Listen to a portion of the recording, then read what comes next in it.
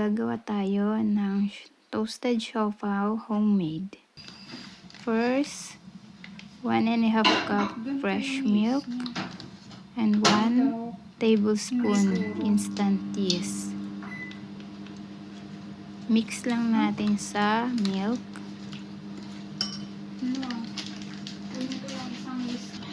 And add 1 tablespoon white sugar. Haluin lang and set aside lang natin. Sunod, kailangan natin ng 2½ cup flour.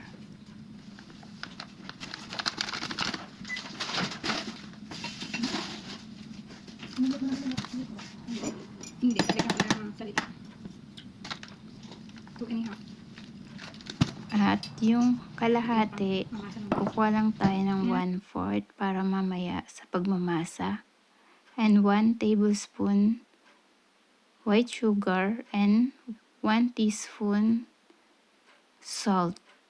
Halo-haloin lang. Ihalo lang natin yung kaninang ginawa nating milk and yeast and sugar. Ihalo natin sa harina paunti-unti para matansya natin kung siya ay sumisip-sip ng tubig or hindi. Kaya paunti-unti lang ang pag-a-add natin ng milk. Bali, nagamit ko lahat yung 1½ cup ng mixture ng milk, yeast, and sugar.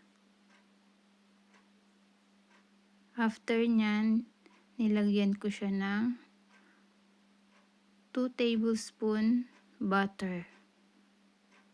And magi-start na tayong magmasa para kumapit lahat ng ingredients. Para mag-start na siyang gumawa ng gluten. At mag-smooth ang ating dough. Masa-masa lang hanggang sa mag-smooth ang ating dough. Kailangan natin ng lakas ng ating mga braso para sa pagmamasa.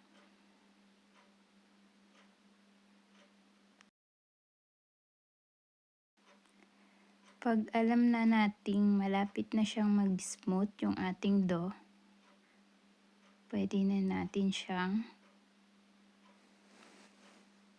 i-rest ng 1 hour. Diyan nag-add ako ng konting harina kasi sticky yung ating dough. Kaya binabalance natin yung texture niya.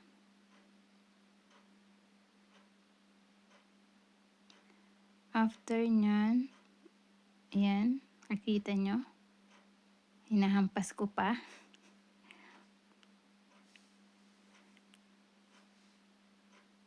Pag nag-smooth na siya, at hindi na siya dumidikit sa kamay, at saka doon sa minamasahan na table, okay na yan. I-rest na natin siya ng 1 hour. Set aside muna natin. Takpan na natin ng cling film and set aside. At gagawa naman tayo ng pang-filling natin sa ating dough. Ngayon naman ay gagawa tayo ng pang-filling ng ating dough. Una, maghiwa ng sibuyas at bawang.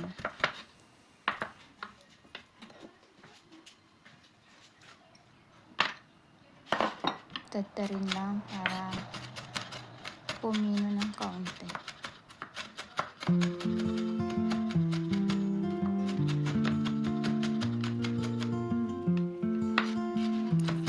Sunod, carrots.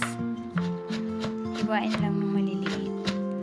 Kung meron kayong available na patatas, pwede nyo rin siyang lagyan ng patatas. Sa ngayon, carrots lang muna ang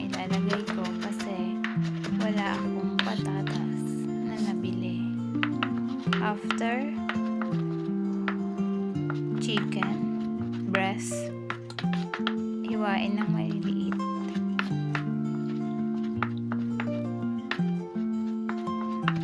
And after, daddarin ng kaunti.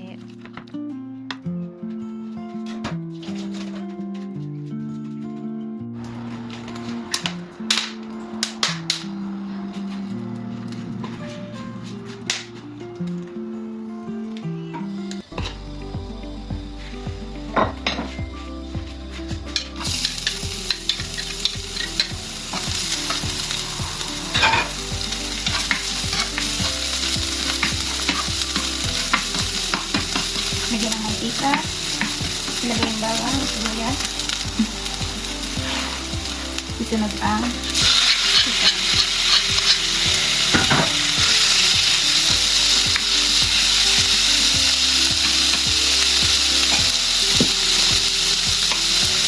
Konting butter,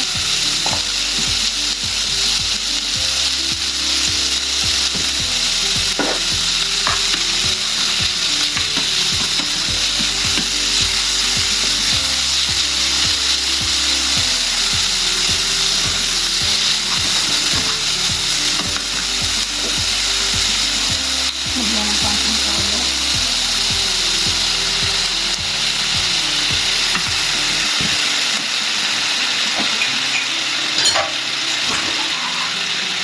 sili,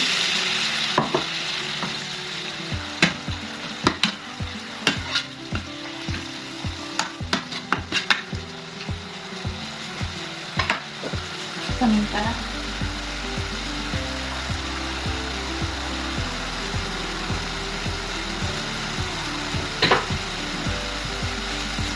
at pangkalasa.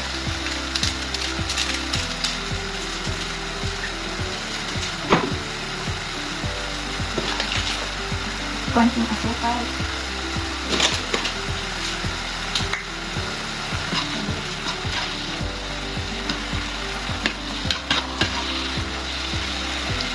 and carrots.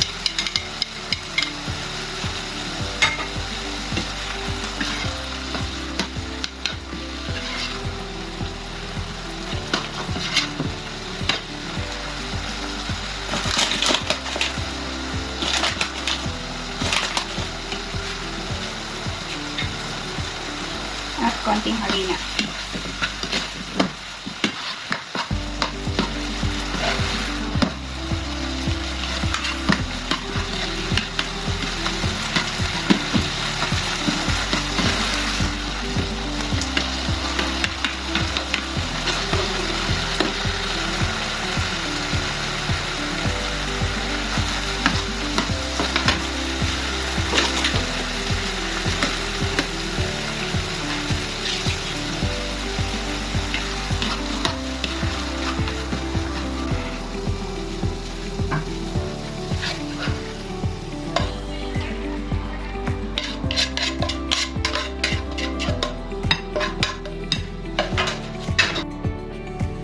I-ready ang pan, lagyan ng kaunting butter para dumikit yung parchment paper na ating ilalagay.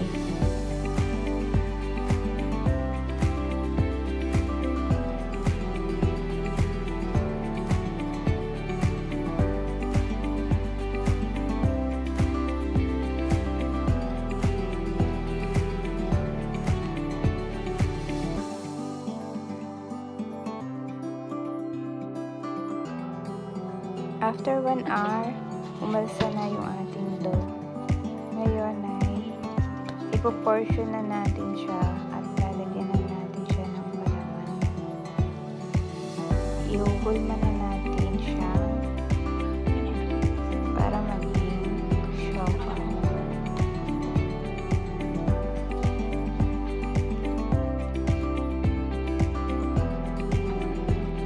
Masahin ng konti, i-flatten.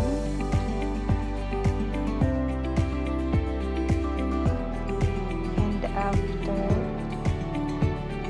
lalagyan na natin siya ng palaman na ginawa natin kanina. Yun nga pala ay chicken asado. Lalagyan natin madagdagan yung flavor niya. Kumbaga, mas sumarap.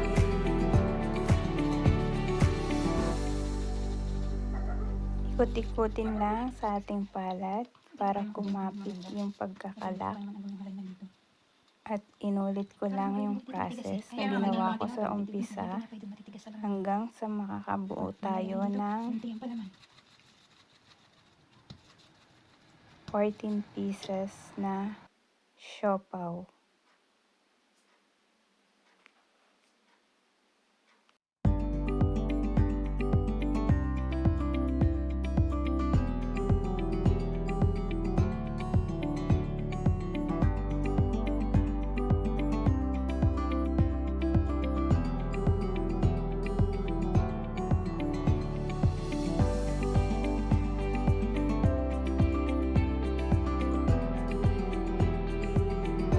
After natin matapos ang pag-uulma ng siopaw, Okay guys, mag-preheat na tayo ng oven. Kailangan na ang apoy ay up and down. Up and down. 180 Celsius. 150 Celsius. Or, May 180. 25 minutes. And ito-time natin siya ng 45 minutes. preheat. After natin mapaalsa ng 30 minutes ang ating ginawang siopaw, ito na yung kanyang itsura. Umalsa na siya ng kaunti. Ngayon, ang susunod na step na gagawin natin para gumanda yung kanyang kulay, magka-crack tayo ng 1 egg. I-mix lang. And after, ibabrush natin siya sa ibabaw ng dough. Ayan. Para pag na-bake yung ating toasted siopaw, maganda yung kanyang magiging itsura. Binutasan ko nga pala yung ibabaw niya. Tinusok ko ng tinidor. Ipapahid lang yung egg na ating mix sa ibabaw ng siopaw dough. Ayan, kung makikita nyo, binutasan ko yung dough using the fork. And after, nilagyan ko na siya ng egg sa ibabaw.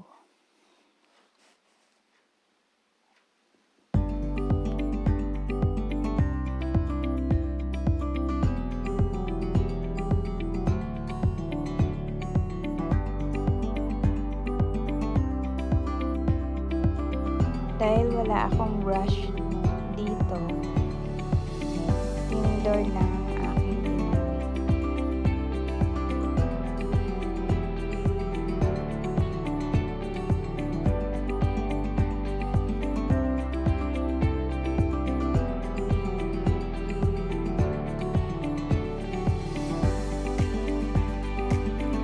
After natin malagyan lahat ng itlog sa ibabaw, isasalang na natin siya doon sa oven na ating pinilit kanina. Ang init niya ay 180 Celsius, up and down. Ang init. At nakatime siya ng 45 minutes.